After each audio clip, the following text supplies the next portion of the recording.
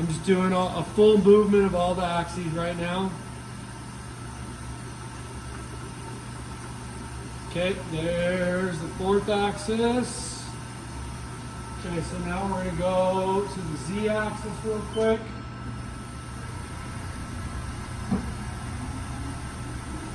We're doing Z. Z's good. Okay, now we're going to go to X.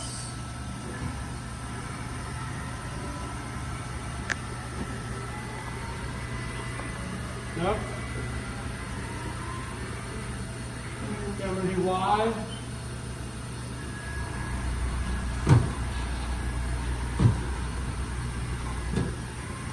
Okay, so there's all of those for our video.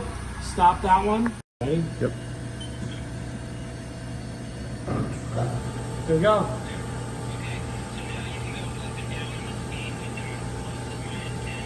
Okay. We're at 60%. 70%. Keep going. Here we go.